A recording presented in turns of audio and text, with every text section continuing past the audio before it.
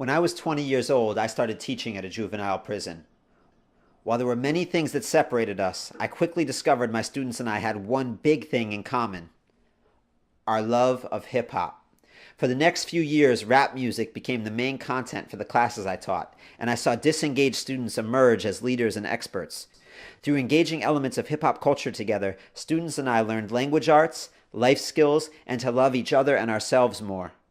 As I continued to observe the ways in which our education system is rigged against Black and Latino students and students from low-income communities, I asked myself what else we as educators could learn from hip-hop, the insanely innovative and influential global phenomenon that has emerged from those very same communities.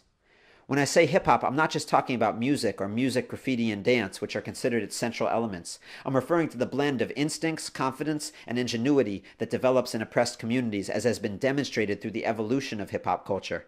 I'm talking about a Jamaican teenager in the South Bronx taking two records of the same song and fading back and forth between them to create a new musical composition by playing the most danceable segment over and over.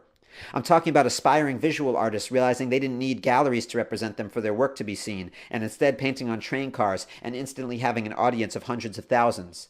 I'm talking about a high school dropout from the projects of Marcy using his entrepreneurial hustle and rap skills to go from selling drugs to selling CDs out of the trunk of his car to selling products at Macy's. This is what my colleagues and I call hip-hop genius, creative resourcefulness in the face of limited resources, or as it is often said in the hip-hop community, flipping something out of nothing. How can this audacious approach impact our education system? For starters, we need to exhibit the brash creativity of hip-hop's pioneers. Just as hip-hop producers sampled songs from other genres, creating unique new sounds to please audiences' ears, hip-hop educators can borrow from diverse models and improvise innovative blends of educational practices customized to meet students' needs. If that sounds too abstract, take a look at the High School for Recording Arts in Minnesota, where they've mixed project-based learning and competency-based assessment with artistic, vocational, and business training, with dual enrollment at local colleges with a heavy dose of student leadership. We don't have to do the same thing that's been done before or follow one model. We can sample and mix multiple teaching techniques and school designs to find the blends that best serve our students. We also need to adopt the value hip-hop places on staying fresh. A hot beat yesterday was a hot beat yesterday. Whoever sets out to make a hot beat today has to do something new and different to remain relevant. The world is changing rapidly around us. The top 10 jobs in 2010 didn't exist 6 years earlier. Hip-hop's premium on freshness must permeate our schools. And we need to be resourceful. In the 1970s, thousands of families chose to replace their linoleum floors. In poor neighborhoods, the old linoleum was left in piles on the street.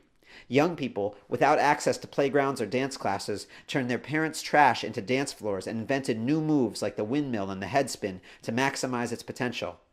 Faced with our own resource constraints, educators need to find new platforms. What refuse could we be dancing on? And what are our new moves? Behind the mic, spray cans, turntables, and when it comes to their educations, students have brilliant ideas and instincts. Hip-hop genius is not just about teachers using hip-hop songs to get kids to succeed in traditional schools. It's about changing education to respect and build from young people's brilliance. It's about the incredible possibilities that occur when students are engaged, not as consumers, but as creators. We don't need to tweak the content inside existing traditional academic structures. We need to think outside the classroom and build institutions that are fundamentally more responsive to young people's interests and ingenuity. We need to create schools and school systems that not only teach hip-hop, they are hip-hop.